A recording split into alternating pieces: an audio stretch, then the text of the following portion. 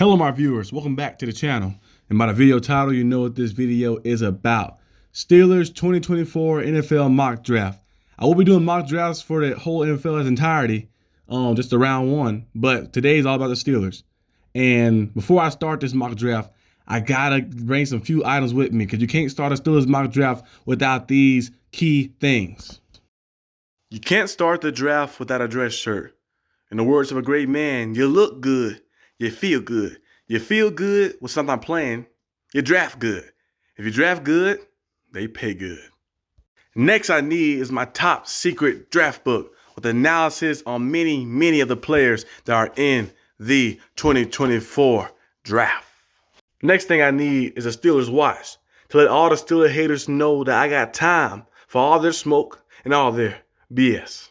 Last but not least, I need my Steelers mug to drink some great beverages in, like lemonade, tea. I don't drink alcohol, but some Steelers fans do drink alcohol because I've seen that we have the second highest alcohol blood level behind the Titans. But if you're a Steelers fan like me, I can understand why they drink like that because the stress, the letdown over the past years. But this year, it will change. And with all those elements combined, I can summon Captain Planet. Actually, no, I cannot. But I can commence the 2024 Steelers mock draft. So if you're ready, I'm ready. Here we go.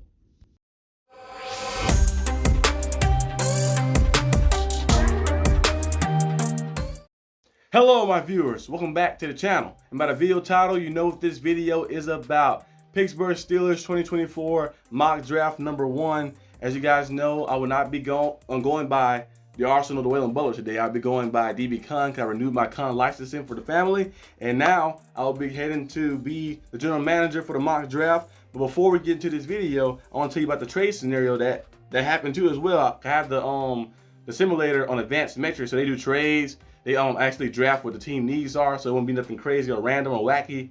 And they offered me a trade. The Dolphins offered me a trade early on in the draft when the draft was commencing. I had it on slow mode so it can kind of be realistic before I did the draft. Dolphins offered me a trade. They offered me, it was a first and a fifth for our first, like for our first, so they can move up like a spot like that. First swap, and they give us a fifth so we can swap on picks. So they was like one pick behind us. I think they selected a center or something that they wanted.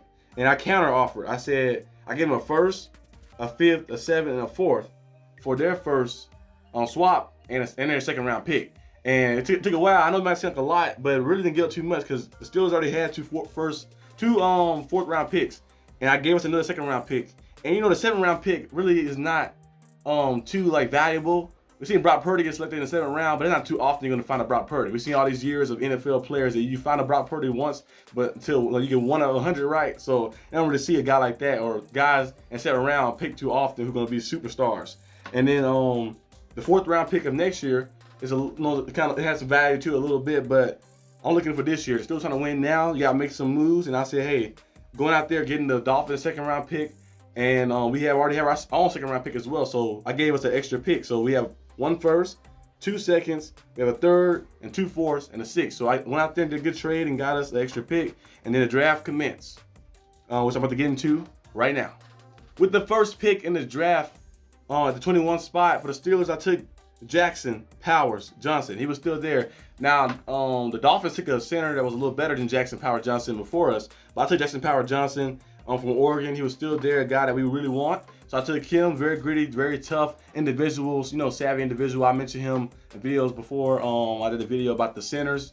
He's an amazing player. And he had that leadership and that grittiness, that toughness too as well, because he kind of embodied the coach of Oregon who had that kind of style too. So he had that same style as a player too, kind of like rubbed off on him. So the Steelers love players like that, and we've been missing that gap in the middle ever since Marquise Pouncey retired. So we need to fill that hole up, and then what's a better way to do it than go out there and get a Jackson Powers Johnson, get a guy high up in the draft to help build around with that new O-line that we have with James Daniels, with Isaac Seumalo, Broderick Jones, and all these different guys we're going to add to the team to help bolster our team up to get to that level we want to be at.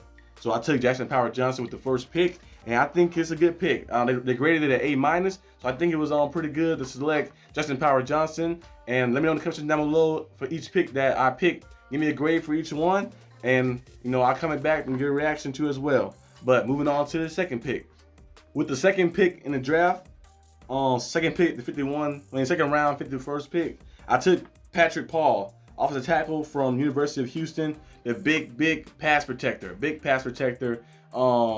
He's limited in the running game because he's a big guy. He's like 6'7", 330 pounds, but we need that pass protector on the outside to help us out a lot. You look at our, not only our conference with all the guys we have in the conference like Crosby and stuff, but the guys in our division, the Hendersons, Myles Garrett, who line up all across the place.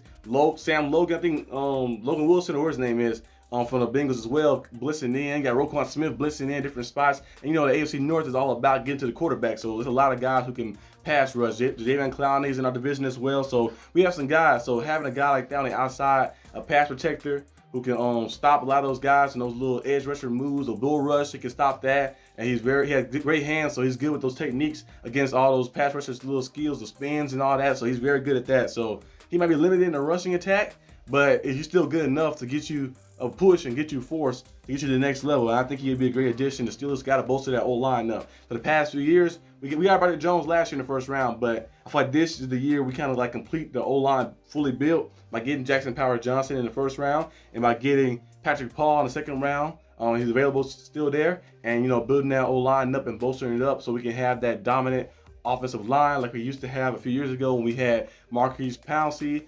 DeCastro, Alejandro Villanueva, all those guys like that getting sent to the Pro Bowl here like almost every season. So get to that level again. You add a guy like Patrick Paul, build him with your system and your scheme, especially if you bring Mike Munchak back as well. That'd be a great addition. So that's how I picked second. Now on to the next pick. With the next pick, I took Javon Bullard. That was the pick I got from the Dolphins, of course, via trade, which was in the second round as well. And I took Javon Bullard, safety from Georgia.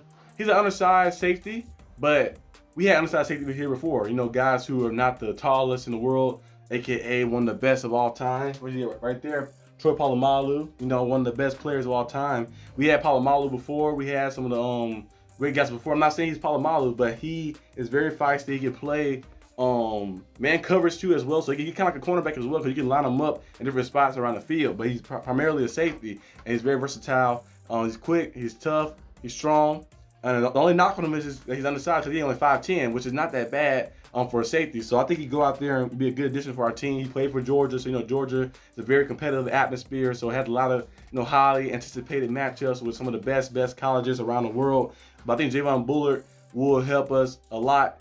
I know we have KZ, Count O'Neal, different guys who we had at the safety position, but I feel like we need to go younger. We need to start building up a core and drafting a safety. So him in the second round would be a great addition to add to our team, to bolster our roster up, to have a guy like, okay, this is a guy for the future. We're going to plan for the future, build around him. We're going to teach him everything he needs to know. So we can have Minka as free safety, have him, Javon Bullard as strong safety, and and we have JPJ on the outside, and we have some guys, and we can start building up some things and getting that defense back to the level it once was. Last year we did a solid job. We had a lot of injuries going on, so we need to go ahead and add another guy to be a depth piece. Maybe his first year he might be this depth rotational guy, but he might emerge into that starter safety, strong safety spot in the future. But this is who I took for the next pick, and now on to the other pick.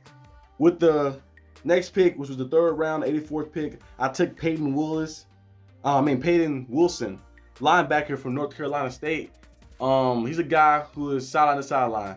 Quick, fast, explosive. If you guys didn't see my video last time I was mentioning it, I think on the stream I mentioned it too. I was on the crossover stream with SteelerNation Australia. We need a linebacker who can cover. Who can play sideline to sideline, who's young as well. I know we got Cole Holcomb on the team who did a good job, but it's coming off of an ACL or Achilles tear. And we have Quan Alexander who did a solid job. I don't think he'll be back this year. Landon Roberts was good and stuff, but I thought we need to draft a young guy to fill that void we've been trying to fill for the past probably like 6 years or so. Ever since Ryan Shazier went down, we have kind of trying to fill that void of like, hey, we need to get back to that level. We need to get back to that level of having a guy who can cover tight ends, who can cover slot receivers, who can match sideline to sideline to help us in the run game. Devin Bush, we thought he was that guy at first in his rookie season, made some plays, and then we've seen him his second year before the ACL tear. But after that, he hasn't been the same player, so we got rid of him. We got Cole Holcomb, who was doing a good job before the injuries as well. But I think adding a guy like Peyton Wilson, I keep trying to say Patrick Willis. And Patrick Willis is a linebacker from 49ers, one of the best linebackers of the 2010s.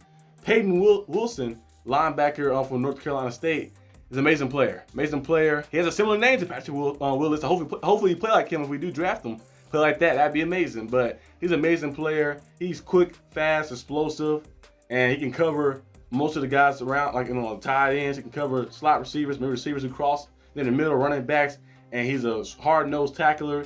Getting down there, getting down the field, getting getting down there. Sometimes he might have moments where like in zone coverage, he's not the best, but we don't need to play zone coverage 24/7. We want him to be a guy who's covering, kind of like Fred Warner do. Fred Warner do against the 49ers. We see him covering Travis Kelce the entire time, covering the tight end the entire time. Not just sitting in zone coverage, have him doing an action. Maybe blitzing in, maybe guarding the running back, guarding the tight end, or doing something like that. So I think he would be a great addition to the team to help us get that linebacking core back to par. But on to the next pick. In the 4th round with the 120th pick, I took Kyrie Jackson, cornerback from Oregon. Now, Kyrie Jackson, the cornerback, which the Steelers do need to get out there and get a cornerback. I know we had Corey Trice on the team. I hope he come back to be the player we think he can be. But Kyrie Jackson, the guy I couldn't pass up on. He ran a 4.4, but he's also 6'3". A 6'3", 210-pound cornerback who run a 4.4. Oregon is all about speed, so you got to at least run a 4.4 to qualify for the school probably. But Kyrie Jackson, 6'3" cornerback, run a 4.4, very physical, can play man-to-man defense, a good tackler as well. Sometimes he might get his only weaknesses because his footwork not the best because he's tall as well, so his footwork might be off a little bit. His change of direction might be off, but also things that people can work with a little bit. Just developing over time. He can play all around the field based off of his play style. He can play safety, he can play inside, he can play outside. He'd be very menacing, very physically opposing cornerback. And you look at JPJ, who's 6'2". You look at Corey Trice, who is 6'2", I believe as well. You look at Kyrie Jackson, who's 6'3". You add those guys in the mix, and all those guys can merge to be the player we think they're gonna be. Imagine having that cornerback room like that. Having those guys with Patrick Peterson guidance and leadership as well, and they're getting better and better. That right there would be a nice group right there. And we need the AFC North, so we need some physical guys on the outside. JPJ did a great job. He finished 3rd, I believe, in I think 3rd or 4th in the Defensive Player of the Year for the rookies. But having a guy like that, Kyrie Jackson, paired with JPJ, and then you have Corey Trice as well. Man, our cornerback room can be some big cornerbacks. In the old days, a lot of people like the smaller cornerbacks. They like the guys who are 5'9", 5'10"-ish, 5'11"-ish. But nowadays we see the Sauce Gardner types. Richard Sherman kind of started it back when he got drafted, and being a 6'1", 6'2" corner. Then Brandon Browner was 6'5" corner. So you start seeing these tall cornerbacks getting the lead, and then you see nowadays Gonzalez, JPJ, Sauce Gardner, all these different type of cornerbacks. Devin Witherspoon, they got them long arms. They look like receivers a little bit, based off the size of the receiver and the size of the body and the build. Look like receivers, but when they get out there in that field, man, they very tough and very physically opposing, especially when you got to guard DK Metcalf, Justin Jefferson, AJ Brown, Deebo Samuel, these big receivers. Like Deebo Samuel's like a running back a little bit. You look at his shoulders and his hips, his quads, he built like a running back, but he played receiver, so you got to go out there and guard that guy. You need to be physical, and you can be aggressive, and you got to have some size to you too as well. And we see those guys go out there and hit them up and being able to jam guys to the line. Because they're 6'3" now, and they have the arm length too as well to jam guys and be able to play the ball in the air, not just getting dumped on or mossed on. So having a guy like Kyrie Jackson to the team, of course, he has some things he had to work on. That's why he's a 4th round pick. But I think the Steelers could be able to build him up and bolster him up, and he could be our 2nd corner or 3rd corner. Man, that'd be a great addition. But moving on to the next pick. In the 4th round with the 121st pick, I took Johnny Wilson, receiver from Florida State. Now, before I give you his attributes, unless you guys already know about him, before I give you the attributes, this guy right here is going to be if the right team get him, which is the Steelers are very good at developing receivers. I know Calvin Austin is a little shaky right now. He hurt on resume, but I think he can get right if he stay healthy. But Steelers are very good at developing receivers. You look at all the receivers we developed from the 2010 era. Antonio Brown, Martavis Bryant, Marcus Whedon, Jerko Cotchery, Emmanuel Sanders, Juju, George Pickens, Deontay Johnson, James Washington. He led our team in receiving yards one year. So we get guys to receiver position. We find a way to develop them to be some good guys. But before I tell you his build, man, this guy's going to be absolutely special. This man is 6'6". Now some schools later, I think some measurements later him at 6'7". He's 6'6", 237-pound receiver. he run a 4.4, I think 4.49, like a 4.5-ish around that range. Very physically imposing receiver, and he uses his height. He's not one of those receivers like Chase Claypool, who we had on our team, who don't use their height. He uses his height. He can go up there and get the ball, high point the ball as well, and he's very physical, very physical. But sometimes it might get him in trouble a little bit. That's why he kind of later in the rounds, in the 4th round pick, because sometimes he might overuse, like try to like use that metric instead of going out there and creating separation. He's trying to use his height as an advantage of just trying to jump up and catch some jump balls, which can kind of lead to, you don't catch all of them all the time like that, because it can kind of lead to him kind of not playing out of style, not being the best route runner as well, because he's kind of like just depending on his height and his size, which is cool, but it hurt his route running a lot too. So like he might run wrong routes, his footwork might be off as well. But I feel like the right team would be Pittsburgh to get him, work with them, develop the player, and he'd be a special player. A 6'6", 237-pound receiver. He built like a tight end, but he don't weigh as much as a tight end, so he is a receiver. So that'd be an absolutely amazing addition for the team if we can find a guy like that, because we do need a receiver on the team.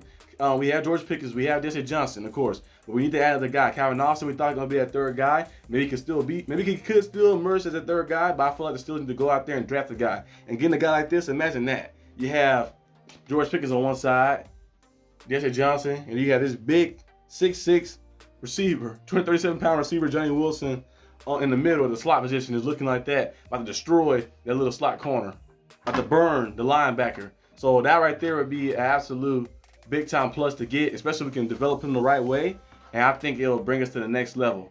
But on to the last pick of the draft, or the mock draft, since I traded our 7th-round pick for that extra second. On to the last pick. With our last pick in this mock draft, which was the 6th round, 197 pick, because I remember earlier in the video I mentioned I swapped our 1st, traded our 5th, 7th, and 4th for an extra 2nd-round pick from the Dolphins, which was turned out to be very good, because I was able to get Javon Bullard, safety from Georgia, and I was able to get Patrick Paul, offensive tackle as well. So that was a good pick. With the last pick in the 6th round, I took Joe Milton, quarterback from Tennessee. As you guys know, Joe Milton is a very, very, very strong arm QB. Has a strong arm, has a rocket of the arm. He's on dual threat too. He can run. He's 6'5". He kind of like Josh Allen, basically. You look at his play style, look at his build. He like Josh Allen. He made nothing into something like that. His play style is kind of like that. But his accuracy, that's the only thing that's kind of knocking him down like this. I think he'd probably be gone by 4th round. I'm surprised he's still here in the 6th round on the mock draft simulator. But he'd probably be gone by 4th round. Maybe a little higher too if a team want to like go ahead and get him and pull him out the way.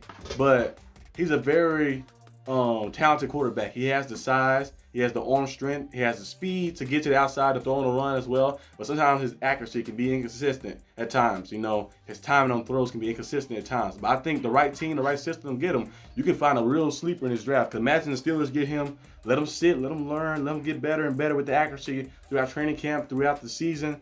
And maybe one day you might have to put him out there to start. And he can go out there and shine and be a big-time superstar in the right system, the right scheme. That's why I say sometimes, like some players, some quarterbacks, some receivers, players in general, mostly quarterbacks though as well, they need certain schemes. Some guys need certain schemes. Not everybody can be a Peyton Manning and win a Super Bowl with 2 different teams and go to 2 Super Bowls with one team, 2 Super Bowls with another team. Everybody can be a Tom Brady as well, win a Super Bowl with the Patriots being there for so long and then switching your whole style and game up and go to the Buccaneers and win a Super Bowl there too. Not everybody can do that. Some people need certain teams, certain structures, certain schemes to work. I think Joe Milton, if you get to the right team, I think the Pittsburgh Steelers kind of are the right team for him, because I feel like the way our offense is kind of turning, Arthur Smith being there, he'll love that type of quarterback, big quarterback who can run, who's very good in play action, on bootlegs, can make things out of nothing as well. Steelers love guys like that, Big Ben being here, making those plays out of nothing, like the backyard Ben stuff. So I think he'd be a great addition to the team. So that's the last pick I took. Was Joe Milton, and I hope the Steelers do kind of like bring a quarterback in, and you want to bring a guy in, you probably can find a guy later around like Joe Milton, you can develop a little bit, and then when the opportunity comes, put him out there and see what happens. But this is all I got for this video today, guys. Hope you guys enjoyed it. My first pick, I took Jackson Johnson. In the 2nd round, I took Patrick Paul, and I took Javon Bullard from the extra pick I got from the Dolphins. In the 3rd round, I took Peyton Wilson, linebacker, North Carolina State. In the 4th round, I took Kyrie Jackson, cornerback from Oregon. My other 4th round pick, I took Johnny Wilson, receiver from Florida State. And I also took, in the 6th round, Joe Milton, quarterback from Tennessee. So I went out there and did pretty good. I did pretty good going out there, getting those draft picks, getting those guys to help our team win right now. I covered the center position. I covered the tackle position as well. Could get Patrick Paul from the tackle, Brother Jones go back to the regular spot. And you have a big core line. Peyton Wilson adding that different linebacker who can cover guys in the middle and get side on the sideline. Kyrie Jackson, big cornerback, 6'3", adding him to our cornerback room, getting more depth. 6'6" receiver Johnny Wilson, add him to the receiver room for more depth as well, and also maybe merging to be a superstar too if they can build him up right. And Joe Milton, maybe being the quarterback of the future, or maybe not. But I think he could be a quarterback of the future. You look at his play style, his scheme. Play style, his game, and just his tendencies out there. He has that superstar-like play. He just needs to be in the right system to work on his accuracy a little bit to get him more consistent, and then he go out there, he can be a baller. But that's all I got for the video today, guys. Hope you guys enjoyed it. If you did, leave a like and subscribe for more content. And I'll see you guys on the next mock draft. Peace out.